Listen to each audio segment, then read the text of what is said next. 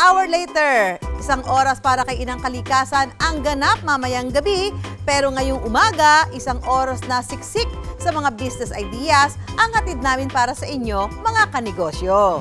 Init na init ka na ba? Eto na ang pampa-refresh sa panahong majenet. Ang resort na ito sa Batangas, pwedeng rentahan ng masolo. Let's go! May pagka-Bali vibe siya kasi puro halaman. Noong una, amin lamang talaga. Eh, sayang naman yung mga araw na walang rumerenta. Sabi ko, maganda yata kung kumita na tayo ng pera gamit nito. Isa sa pinakasikat na Pinoy comfort food, ang sinigang, pinag-eksperimentuhan? Say hello to the newest comfort food in town, Batchigang o baked chicken sinigang. Pasado rin sa inyo. Hindi nakakasawa. Sa isang buwan po na gross sales is around 300,000 to 400,000. Non-peak season pa yon. Pero kapag peak season, triple yung na-achieve po namin na benta in a day. May pinagkakaguluhan online na panangga sa sikat ng araw. Proudly Pinoy made daw ang mga ito. At kaya raw kumita ng milyon-milyon kada buwan. Sa mga beauty, kitang-kita pag-angat sa buhay. Mostly pag mga skincare medyo pricey, pwede palang magkaroon ng mura pero dekalidad na produkto. Ay, magkano kita? Before na masaya na kami sa mga 5 digits every month. Ngayon parang 7 digits. Hindi na kayo masaya doon. Masaya yun. Marami nang naaabot yun. Lahat na yan sa Pera Paraan. Ang init, grabe init. Grabe init. Mga kanegosyo, para hindi mas lalong uminit ang inyong mga ulo, mag-drawing na lang tayo ng pangmalakasang bakasyon ngayong summer. Ang resort na ito sa Batangas, pwedeng rentahan ng masolo. Yan ang pakulo ng magjowang online personalities na sina Baninay at Bon. Medyo may pagka-Bali vibe siya kasi puro halaman dito. Bet na bet ko yung mga halaman dito kasi parang itinatago ka rin niya sa mga ano. Gusto namin yung tumatama ng halaman sa mukha. Pero bago maipatayo ang maaliwalas na resort na ito, dumaan muna sina Baninay at Bon sa masukal na karanasan. Yung naipon ko na para dito sa resort, nawala yun na parang bula. Nung start pa lang talaga, na-scam ako dito ng almost 700,000 pesos. Pero nalampasan nila ang lahat at sumakses din.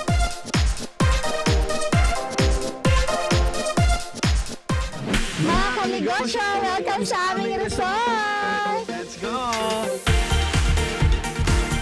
2 hanggang 9 na tao ang kasya rito. Pwede itong rentahan ng buo mula 3,499 to 5,999 pesos, depende sa araw at sa tagal ng ilalagi. Meron na tayong receiving area. Yes, tambayan area. Dining area na din. Meron tayong outdoor na kitchen dito kasi yung mga iba mahilig mag-ihaw. Tama. Meron tayong ihawan dyan. Nasa gitna ng resort, ang pool at jacuzzi at cabin style ang mga tulugan. Ayan, ito yung unang nipahat natin. And kaya niyang mag-accommodate ng up to 3 packs. May queen size bed dyan sa loob, electric fan, pwede ka rin mag-charge. Dito naman tayo sa ating bonfire area!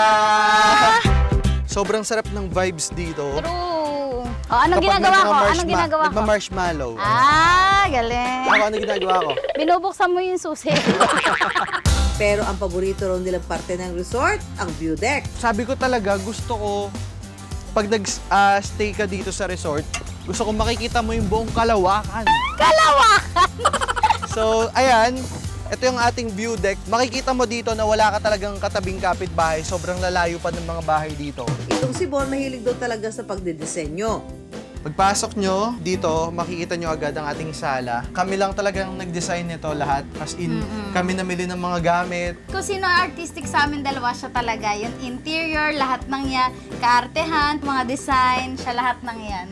May mga pwede rin pagkaabalahan dito. Meron pa tayong mga games and books na pwede nyong gawin dito pag naboboard kayo. Bukod sa videoke, Netflix and chill.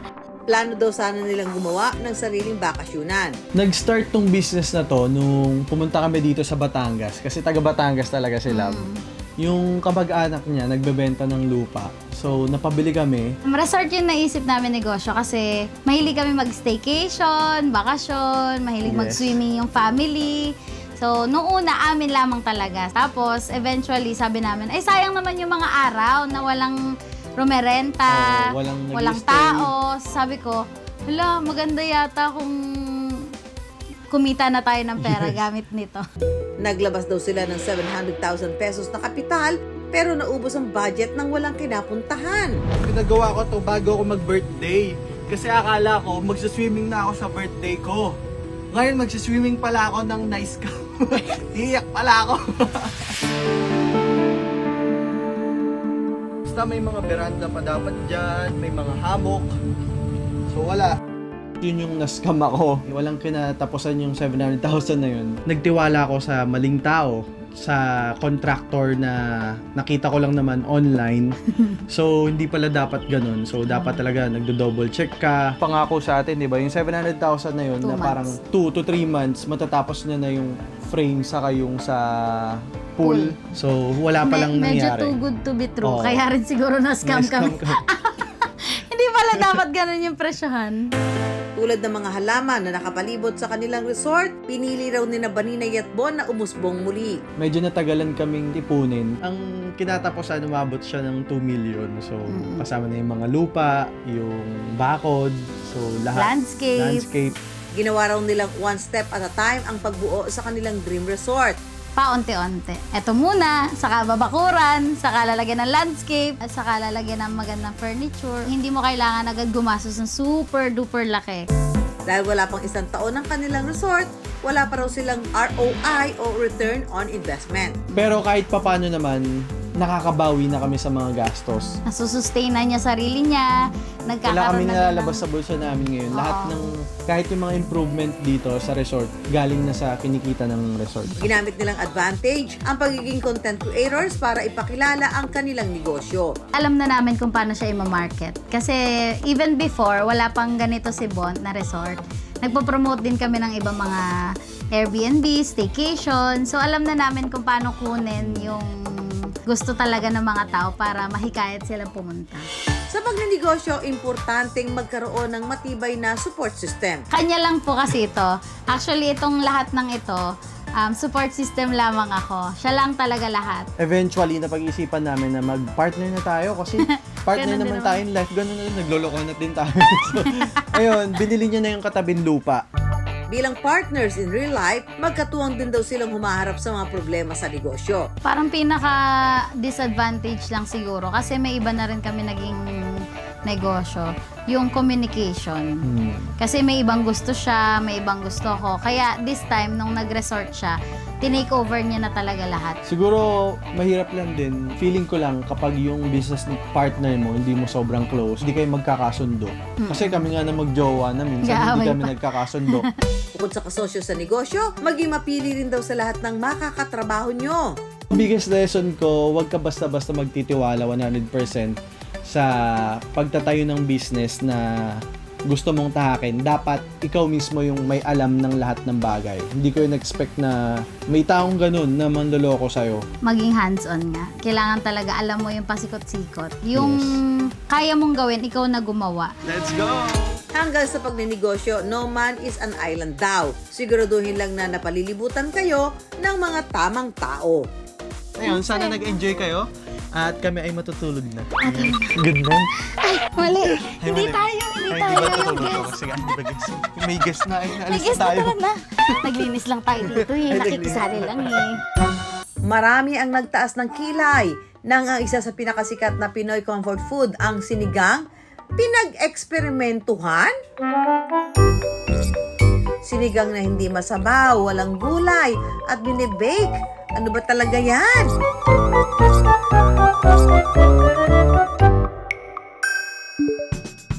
Bet na bet daw ng pamilya ni Jane ang sinigang. Sa ilang dekadang pagluluto nito na master na nila ang tamang timpla ng asim at alat. Pero dahil paulit-ulit na inihahain, umay factor is real. Kaya ang kanilang sinigang family recipe nilagyan ng kakaibang twist. At dahil gustong-gusto rin nila ang lechon manok, pinag-collab ni na Jane ang dalawa nilang paboritong putahe. Tapa, sinangag at itlog. Longganisa, sinangag, itlog. Bangus, sinangag, itlog. Okay. Chicken, pork, Diyos, baka. Langka. KBL. Baboy, batchoy na sinigang. Pwede yan? Baboy, chicken, sinigang. Batchoy na chicken, sinigang. Ano yan? Kayo, nahulaan niyo ba? Well, say hello to the newest comfort food in town. Batchigang o baked chicken sinigang. Yes, mga mare, hindi sa kaldero kundi sa oven ito iniluluto. Ang baked chicken sinigang o batchigang for short. Nag-research and development po kami kung paano po namin mako-commercialize si batchigang na maging mas makamasa po yung lasa na hindi sobrang makompromise yung quality. Buo na ang idea ng negosyo ni Jane at kanyang mga kaibigan, pero may kulang pa.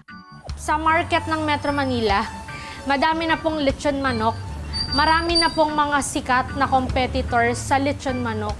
Paano namin gagawing kilala si batchigang na limited yung funds namin? Paano at saan kami huhugot ng pera para maitayo namin yung gusto naming negosyo? Dahil po sa mga kamag-anak din po na willing magpahiram sa amin ng pera na walang tubo, tapos ibabalik namin siya after ilang years para lang maitayo po namin yung negosyo kasi nagustuhan din po nila yung produkto at naniniwala sila na soon lalaki din si batchigang. Ang pagtitiwala ng mga kamag-anak, sinuklian ni na Jane ng sipag at dedikasyon sa sinisimulang negosyo hanggang sa nabuo nila ang buong proseso ng pagluluto ng batchigang. Nagsisimula sa proseso ng paggawa ng premix sauce kung saan imamarinate o ibababad ang manok. Ang sauce na may secret ingredients daw ang siyang nagbibigay ng pambihirang lasa ng manok. Kailangan itong i-vacuum seal at i-refrigerate ng 7 araw. Matagal ang marination process para mas manuot ang lasa sa manok. Matapos ang 1 linggo, ready to bake na. Bubudburan lang ng pamintang durog at papahiran ng butter sa ibabaw ng manok bago isalang ng 1 oras sa oven.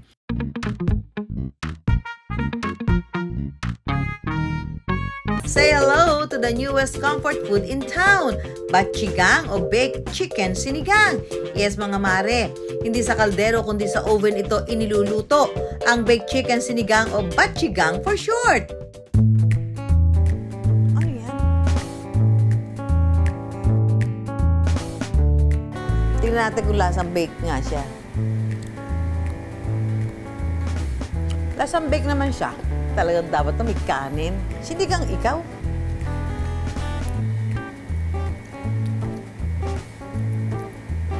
So doon sa mga mahilig sa sinigang, may sinigang na, ibang hindi naniniwala may sinigang naman. Okay, parang sinampalukan.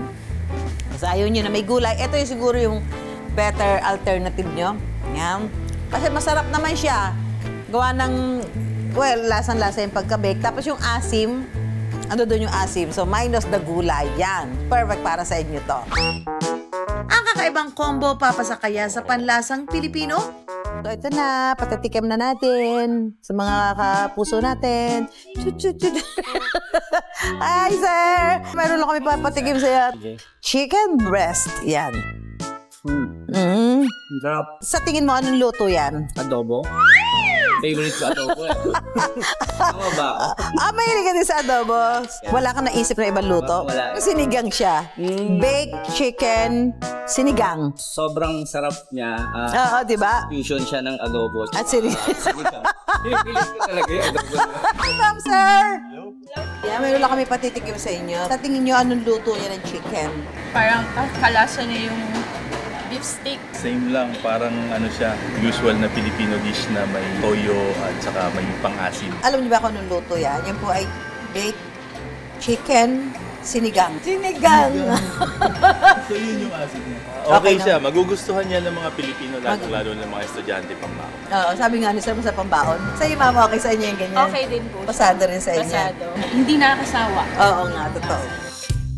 Ang nagsimula bilang home-based online business noong 2019, nagkaroon ng kauna-unahang branch sa South Caloocan at noon napansin ng content creators ang kakaibang produkto ni na Jane. Pati ang ilang kapuso stars natakam na rin sa Batchigang. Hanggang tuloy-tuloy na pumatok ang Batchigang. Kaya mula sa manok, gumawa na rin sila ng baboy version. Liempo ang gamit kaya malambot at malasa ang karne. Sa mga naghahanap ng extra kick and thrill, may spicy flavor. Kung vegetarian naman, pwede ang solo order for only 99 pesos. Winner! Minahal din siya ng masa kaya po lumalaki ngayon si Batchigang. Nagkaroon pa ng second branch dahil po doon. Due to insistent demand ang Batchigang, dinala na nila sa South. Nito lang nakaraang taon, nagbukas ang branch nila sa Parañaque. Mula sa kinikita nila noon na 5 digits kada buwan, ngayon, Sa isang buwan po na gross sales is around 300,000 to 400,000 po. Non-peak season pa yon. Pero kapag peak season, especially yung mga Christmas, yung mga special occasions na Mother's Day, Father's Day, Valentine's, triple yung na-achieve po namin na benta in a day. So dati kung maliit na oven, paapat na salang lang ng manok. Ngayon may double decker na kami na oven and also yung mga chest freezers namin, mas pinalaki na tsaka mas nadagdagan na po. #financial freedom daw ang end goal ni na Jane. Kaya kahit palago na ng palago ang negosyo, tuloy pa rin sila sa pagtatrabaho sa corporate world. Ang goal namin kapag pumasok na kami sa franchising, kailangan na naming tutukan yung negosyo. That's the time na talagang kailangan na naming i-let go kung ano po yung first love namin na ginagawa na work. Kung gusto nyo ring sumakses sa negosyo, Huwag sukuan po yung business. May araw na mahina, may araw din na malakas. Pinaka-importante sa lahat, number 1 na naniniwala ka sa produkto mo. Pangalawa, sobrang mahalaga din po na may mga pamilya or kaibigan po na sumusuporta sa inyo. So, hindi man sobrang bilis na proseso, pero at least nandito na kami ngayon sa kung anong meron si Batchigang dahil dun po sa mga naranasan namin. sa anumang negosyo, katas ng pinagsama-samang pagsisikap, pagtsatsaga at paniniwala sa produkto ang not-so-secret recipe for success. Summer is here na mga kapuso, ramdam na ang matinding init ng panahon. Kaya always drink your water please at huwag kalimutang mag-apply ng sunscreen. Speaking of sunscreen, may pinagkakaguluhan online na panangga sa sikat ng araw. Merong dipahid at meron ding oral sunscreen. Excited akong mag-sunscreen. Bukod daw sa effective, abay proudly Pinoy made ang mga ito. At kaya raw kumita ng milyon-milyon kada buwan.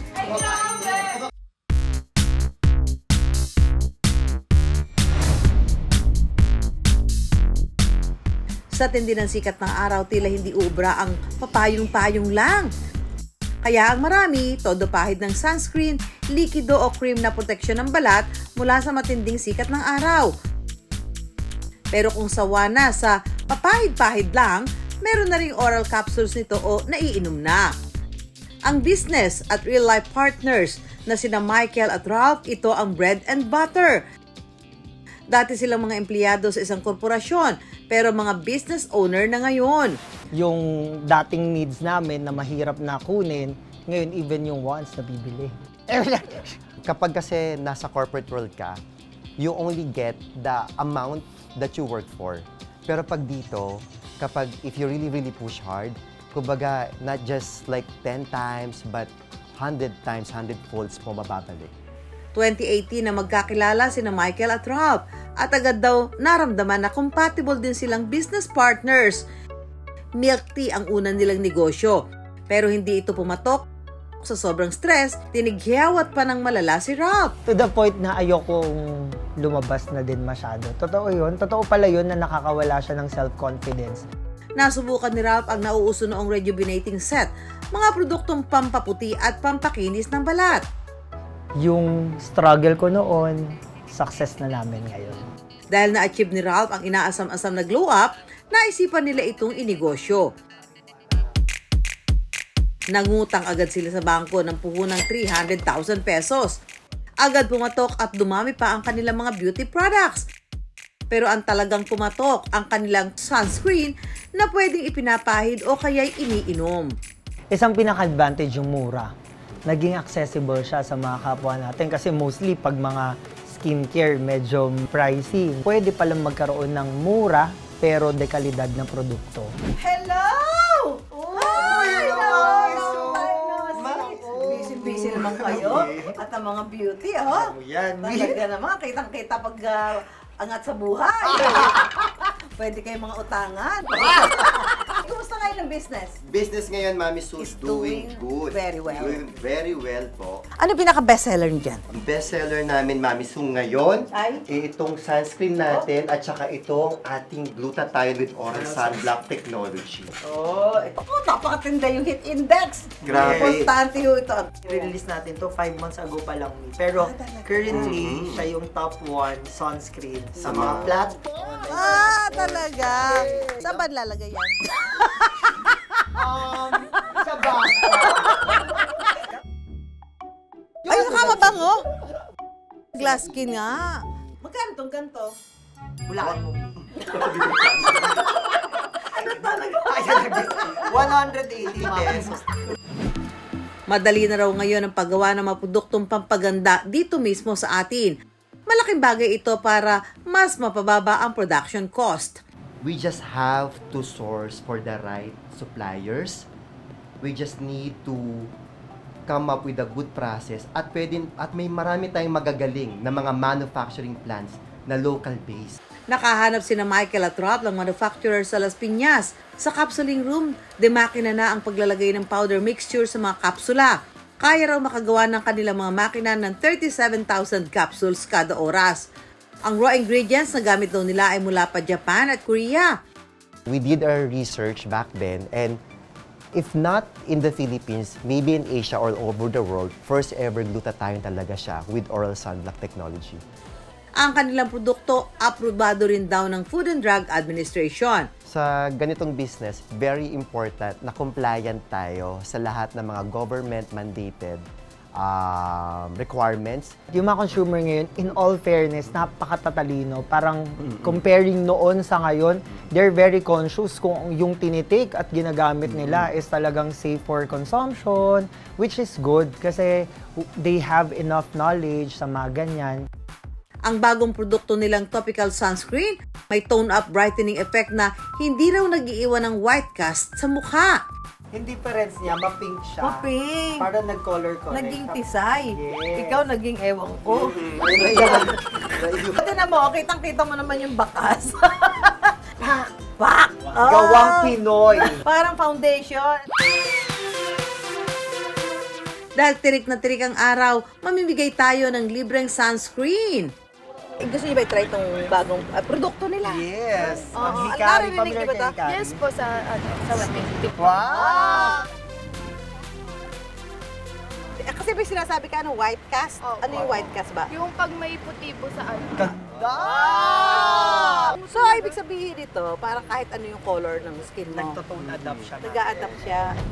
May halos 2,000 distributors na raw sina Michael at Rob sa buong mundo. Pero kahit distributorship ang business model nila, hindi pa rin mawawala ang kanilang online presence sa pamamagitan ng live selling. Ay, magkano kita? Before na masaya na kami sa mga 5 digits every Ngayon? month. Ngayon parang 7 digits. Hindi na kayo masaya doon. Masaya Na yun. Marami nang nakakabot yun. Ibang-iba na raw ang buhay nila ngayon. Kahit sa negosyo, malaki na rin ang ipinagbago. In terms of finances, talagang ang laki ng diferensya noon sa may negosyo ka na ngayon. Nagkaroon kami ng sariling bahay, may pinapatayo tayong warehouse and offices. Napatunayan ni Ralph at Michael na posible palang maging magkasosyo sa negosyo ang magpartner na sa buhay. Napakalaki ng role ng trust. Kasi sa trust na yun, iikot lahat. Sa tiwala na yun, dun magsisimula or makakagawa kayo ng mga magaganda at malalaking bagay na again, hindi lang naman na nakatulong sa negosyo, kundi nakatuon din para sa pamilya at para sa ibang tao. Tulad ng proteksyong ibinibigay ng sunscreen sa balat, sa pagnenegosyo, hindi pwedeng minsanan lang ang pag-upgrade o pagpapabuti ng mga produkto.